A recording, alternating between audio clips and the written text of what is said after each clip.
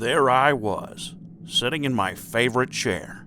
Hell, it was my only chair. The thrum of the stabilizers aboard the retro station putting out a hypnotic lambda wave of mechanical white noise. Scotch helps me think. That's what I tell Margot when she worries about how much I think. But in this case, this one had me thinking, brother. They got me stuffed into a cockamamie spam can, flying at speeds I can't comprehend around the earth. Aliens, if you can believe it. Ranking and reviewing games and movies. I should show you the training video they gave me sometime. Wild stuff.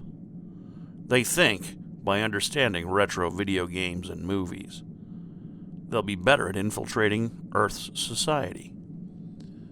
So, we come to the end of 10 of these licensed to play review sessions, and here it is. The one that's going to take all the thinking I can manage. Holy shit.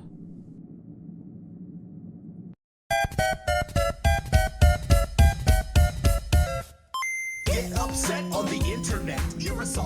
Welcome to Retro Station 1989. I'm Commander Dan, and this is Licensed to Play, a series about retro video games that were based on licensed material, like comic books, movies, TV shows, and in some rare cases, fast food mascots.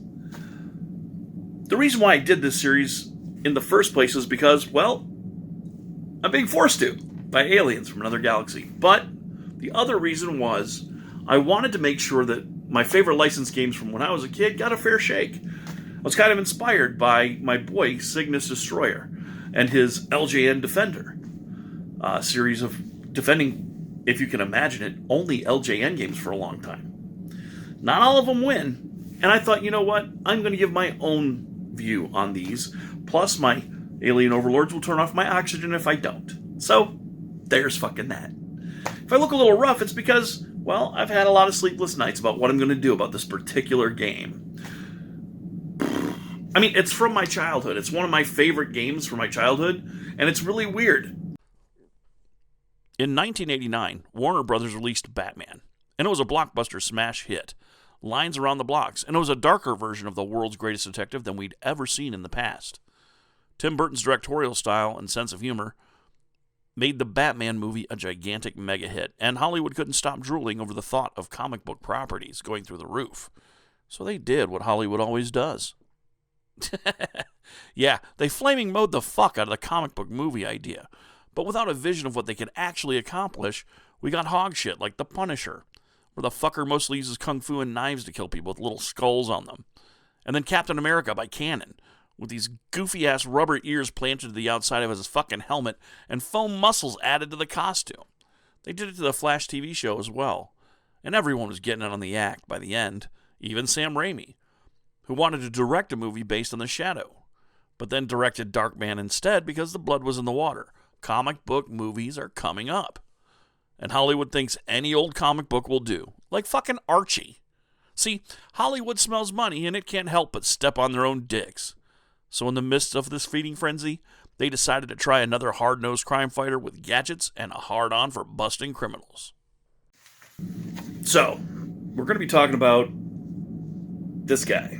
You saw it in the intro. And don't get too hyped about it. I mean, the reason why we're going to be talking about this in the way that we're going to be talking about it is that it holds a lot of special significance for me. I know the Almighty Nerd did his review of the game, and he blasted its nuts for being really obtuse and really bad and hard and etc., etc., etc., etc. And he wasn't wrong. Not wrong at all. I can't deny that the things that were wrong with when he played it stand true to this day. But I got to play it with a manual.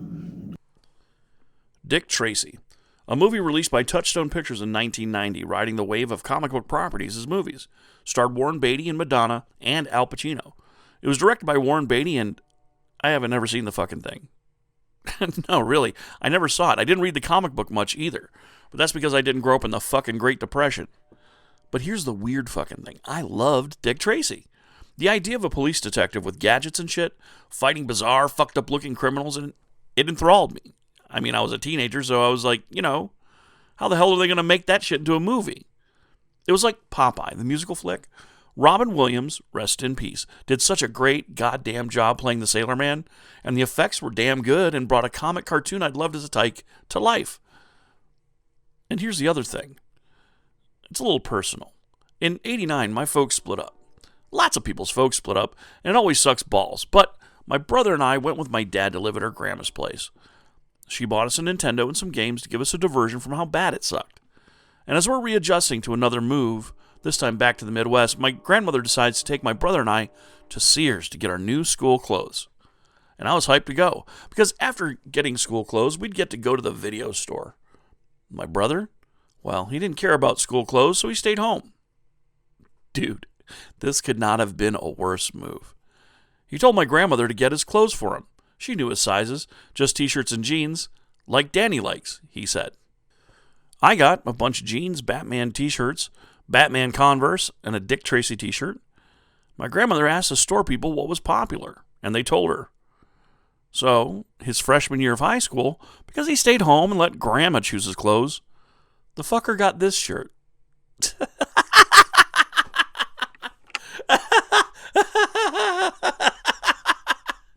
Oh my God. And yeah, and then we went to the video store and I rented Dick Tracy for the NES. Can you believe it? Yeah, he had to spend pretty much his whole freshman year with that shirt. That was his only lesson in don't let Grandma pick out your school clothes.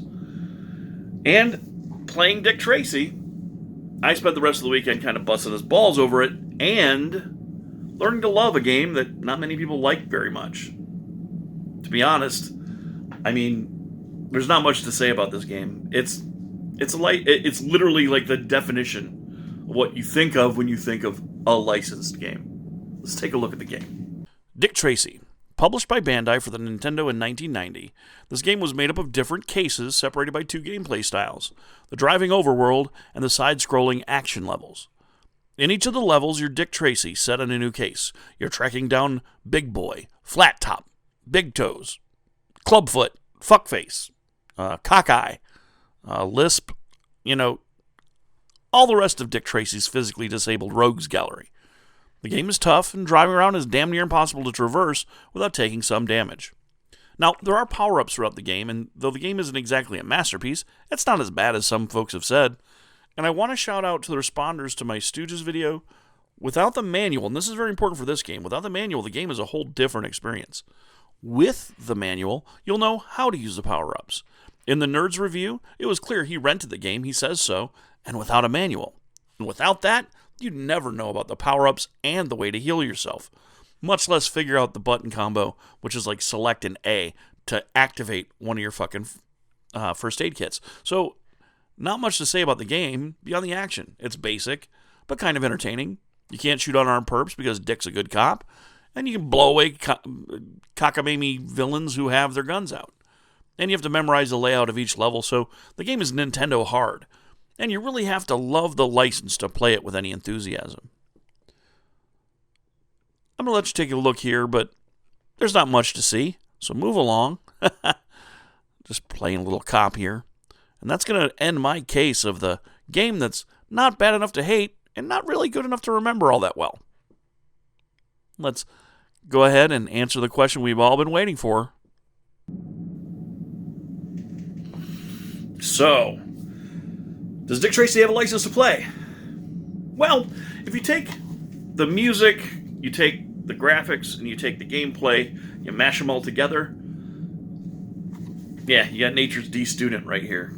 I mean, no, not for everyone. It would not have a license to play, but for me, yeah, it does. It's got a license to play because it holds such special places in my heart.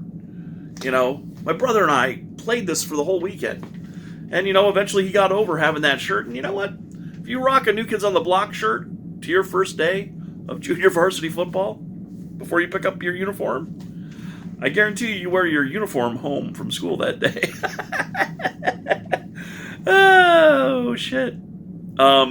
He accidentally sprayed the front of his shirt with lasagna so he could never wear it again. It was okay. I lent him one of my Batman shirts. So all's well that ends well. But, I mean, come on. I mean, he knew he was the right stuff. So yes, I give Dick Tracy a license to play, but only barely, and only if you have the manual to figure everything out. Which brings me to the Stooges. They're going to get their time again. There's going to be at the end of all of this, I think I'm going to do a show where we talk about the borderline cases, and maybe Dick Tracy will have their little license revoked. But for now, the banana raincoat wearing motherfucker gets to keep his license to play. So seek it out. It's probably like $10. It's not a lot because it's got a bad reputation, like yours truly. And yeah, so fuck, you can pick it up and try it yourself. In fact, do that. Try it for yourself. And if you like it, let me know what you feel about down below. Or if you've played it in the past, let me know that too. But in the meantime, please like, subscribe, ring the bell if you want to know when I'm streaming, which won't be happening very often here on YouTube anymore. We're going to be moving over to Retro Station 1989 over on Twitch, where I'll be doing the multiple chapter streams. And then over here, we're going to have modern reviews of video games. So more episodic television style shows with the editing quality of an orangutan with a broom up his ass. But that's me. I'm one guy, guys. I live aboard this big nightmare of a space station, so it's on me to do it. Maybe I'll get to shave once my shaving equipment gets here and I stop drinking my brain juice. So, here's to you. Clinky, clinky. Clinky, clinky. Drinky, drinky.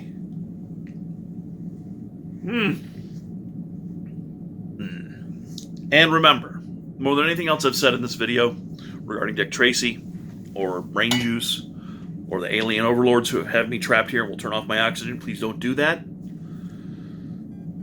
It's very important that you don't. I need oxygen to live. Maybe a fucking non-frozen pizza once in a while, that'd be nice. But more important than all of that, remember, stay ready.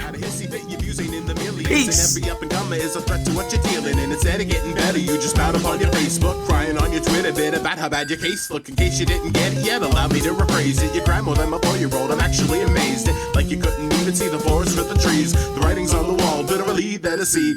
How you getting salt that a culture blowing up, man? I think there was a point where you stopped growing up, man. Instead of showing up, man, irrationally mad. Don't appropriate impression like the latest fashion fad. It isn't cool or funny to be acting like an edgelord. You alienate friends, pushing closer to the edge more. I don't know how to say it anyway to make it clear. If you're the one unhappy, then the problem's in the mirror. Get upset on the internet. You're assault adult. You're assault adult. Get upset on the internet.